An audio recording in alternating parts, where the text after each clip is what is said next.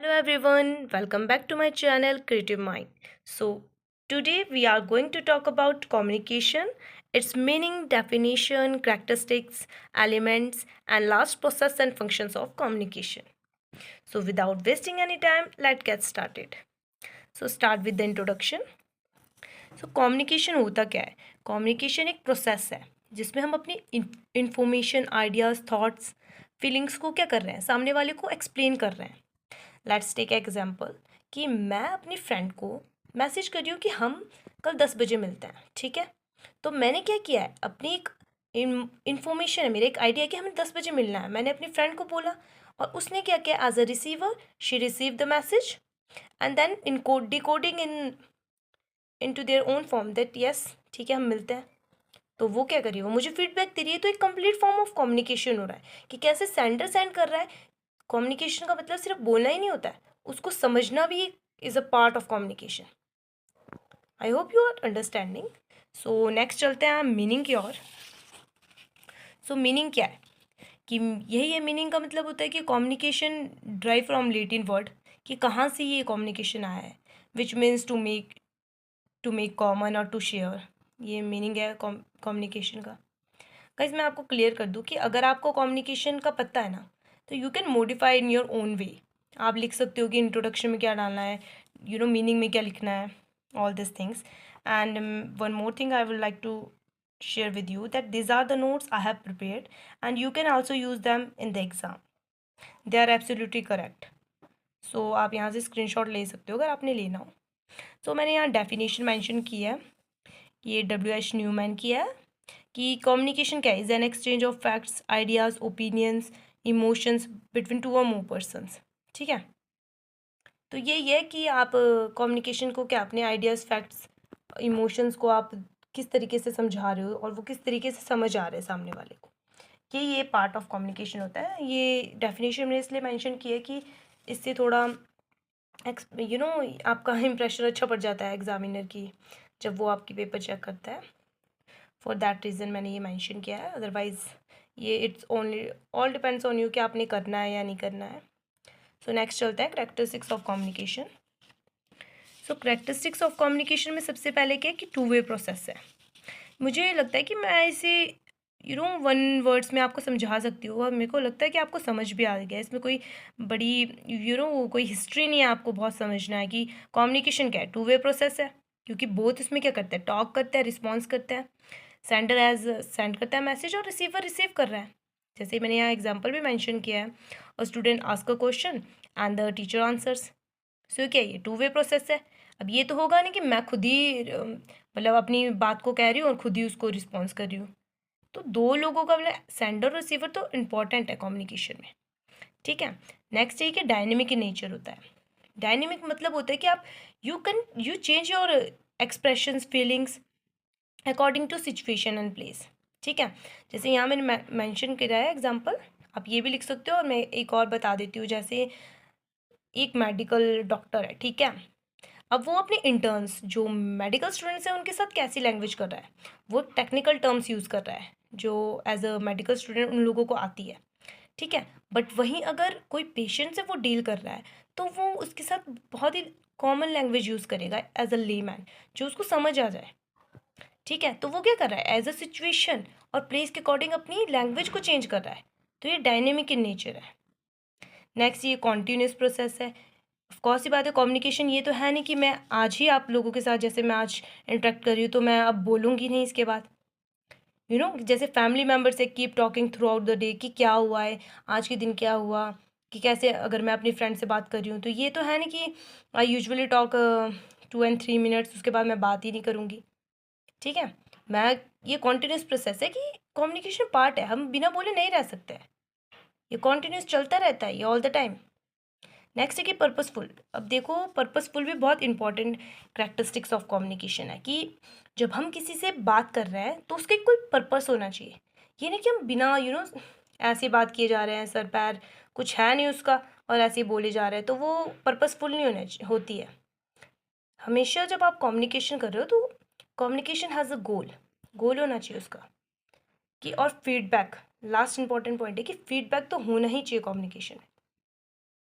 जैसे फीडबैक होता है कि एज अ सेंडर, मान लो कि ए ने सेंड किया मैसेज बी को कि हम कल 2 बजे मिलते हैं, ठीक है, और बी ने क्या किया, रिसीव किया ओके, फीडबैक क्या दिया उसने, ओके कि ठीक है मैंने आपका मैसेज रिसीव कर दिया है और हम कल मिलते हैं 2 बजे। तो ये क्या है, फीडबैक है, और ये one of the most important part of communication है। अगर फीडबैक ही नहीं मिलेगा तो सेंडर को कैसे समझ आएगा कि रिसीवर ने मेरा मैसेज रिसीव कर लिया है। So this is one of the most important part of communication, remember one thing, ठीक है। और ये कुछ पॉइंट्स एक्स्ट्रा है, रिक्वायर्ड अंडरस्टैंडिंग्स, ये मैंने मेंशन कर दिया, अगर आपने लिखने हो तो you can also write down. So चलते हैं नेक्स्ट हमारा है कि एलिमेंट्स ऑफ कम्युनिकेशन।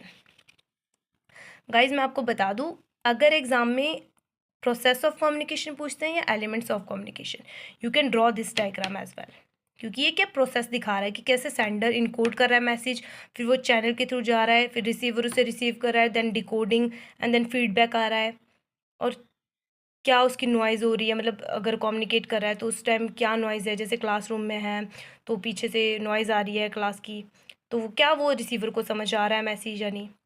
तो मैं बता दूं, अगर प्रोसेस ऑफ कम्युनिकेशन भी आ रहा है तो तब भी आपने यही डायग्राम बनाना है, but a thin line difference होता है इनमें, elements of communication and process of communication, because बहुत सारे स्टूडेंट्स को ये डाउट रहता है कि ये दोनों सेम ही है। Yes, this two are same, but difference क्या है कि प्रोसेस क्या होता है कि how communication happens step by step, और वहीं एलिमेंट्स होता है कि व्हाट पार्ट्स आर इन्वॉल्व, कि कौन कौन से पार्ट्स इन्वॉल्व है कम्युनिकेशन के टाइम।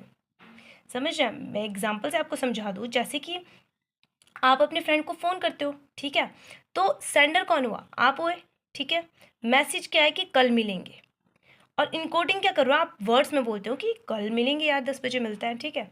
चैनल है कि मोबाइल फ़ोन के थ्रू बोल रहे हो आप, रिसीवर कौन है, आपका फ्रेंड, और वो क्या कर रहा है, डिकोडिंग कर रहा है कि फ्रेंड मैसेज समझता है कि ठीक है, फ्रेंड क्या समझ रहा है, ओके, देन फीडबैक दे रहा है आपको, ओके ओके बोल रहा है ना कि ओके ठीक है मिलते हैं कल।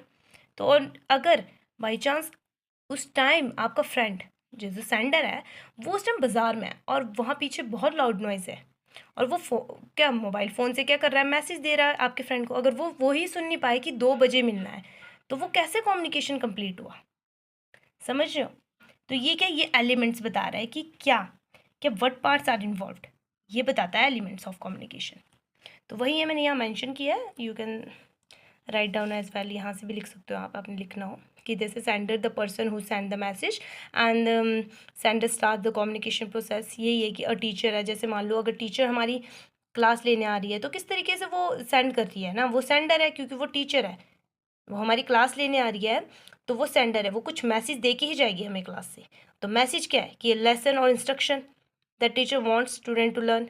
अगर टीचर बोल रही है कि आपको ये वाला चैप्टर लर्न करके आना है तो उसने क्या मैसेज दे दिया ना कि आपने ये लर्न करना है। नेक्स्ट है यहाँ पर, नेक्स्ट क्या है, इनकोडिंग मैसेज। ये कि एग्जाम्पल देखो, teacher prepares notes diagram and use simple examples to explain the topic. Encoding का मैं बता दूँ, इनकोडिंग होता है कि आप कर रहे हो अपने आइडियाज़ इनटू वर्ड्स और सिंबल्स।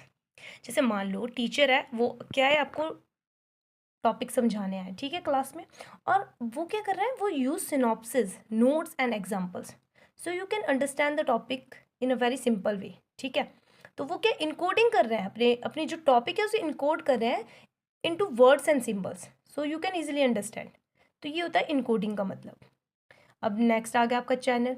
चैनल क्या है, द वे मैसेज सेंड, कि जैसे क्या है, क्लासरूम में टीचर आई है तो क्या क्लासरूम में एक चैनल है, ऑनलाइन क्लासेस है तो ऑनलाइन क्लासेस एक चैनल है जिससे टीचर क्या कर रही है, आपको टीच कर रही है। वहीं रिसीवर, रिसीवर क्या होता है, the person who gets the message. Receiver क्या है, स्टूडेंट्स है जो चैप्टर को लर्न कर रहे हैं, सुन रहे हैं टीचर्स का, वो रिसीवर है। अब डिकोडिंग क्या होता है, देखो अंडरस्टैंडिंग द मैसेज।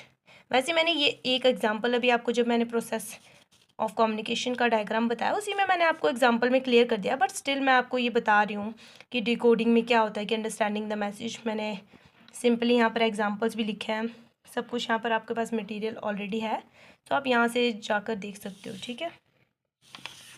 अभी लास्ट करते हैं, फीडबैक भी इम्पॉर्टेंट पार्ट है, मैंने बता दिया आपको फीडबैक भी, क्योंकि देखो अगर टीचर ने आपको लेसन पढ़ा दिया है और आप समझ चुके हैं उसको, तो स्टूडेंट रिप्लाई करता है बाय आस्किंग क्वेश्चंस, तो मतलब क्या करें, नोडिंग देयर हेड्स, यहाँ पर लिखा है सेइंग यस सर। अगर आप कुछ बोल रहे हो कि आपको समझ आ गया ये टॉपिक, फिर आप क्या कर रहे हो, आप रिस्पॉन्स कर रहे हो ना अपने टीचर को, yes sir we can understand. ठीक है, तो ये आपका फीडबैक हो गया। एंड लास्ट में नॉइज़ होगी, वही बोला है कि अगर वो बाज़ार में है, अगर क्लासरूम में नॉइज़ है पीछे से, तो हो सकता है कि नहीं समझ आ रहा है, तो ये एक बैरियर, एज अ बैरियर भी हम इसे कह सकते हैं कम्युनिकेशन नॉइज़ को। सो लास्ट ये फंक्शंस ऑफ कम्युनिकेशन है। क्योंकि मैंने सब कुछ मेंशन तो कर दिया है, तो मैंने इसे इलेबोरेट नहीं किया है, ये मैंने सिर्फ यहाँ पर पॉइंट्स लिख दिए कि इन्फॉर्मेशन फंक्शन होता है। जैसे टीचर से the exam is on Monday, तो क्या टीचर इन्फॉर्मेशन दे रहा है कि एग्ज़ाम मंडे से है, तो ये एक इन्फॉर्मेशन फंक्शन भी हो गया।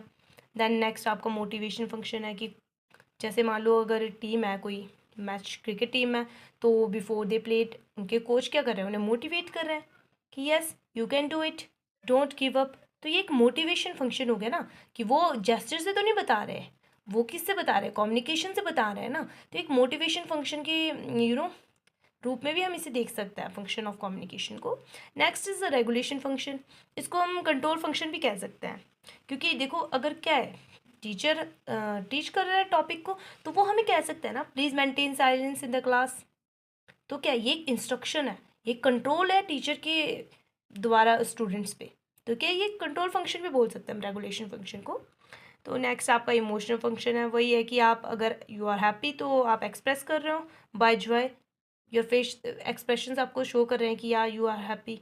अगर आप सैड हो तो वो भी आपके जेस्चर से पता चल जाएगा। तो ये communication as in emotional function भी आपको यूज़ होता है। The last is your coordination function, कि अगर एज अ टीम मेंबर, अगर मैं हूँ as a team member work कर रही हूँ, तो ये हो सकता है कि you do this work, I will do that work. तो क्या ये हम बता रहे हैं कि आप ये कर लो, मैं ये कर लेता हूँ, तो जिससे क्या है हमारा काम मतलब बढ़ जाए और अच्छे से हो भी जाए। तो एक कोऑर्डिनेशन फंक्शन में भी हम कम्युनिकेशन को यूज़ करते हैं। सो यार that's all about communication. I hope now you clearly understand what communication is. If this video helped you, please like, share and subscribe my YouTube channel. Thank you for watching this. See you in the next video. Bye bye.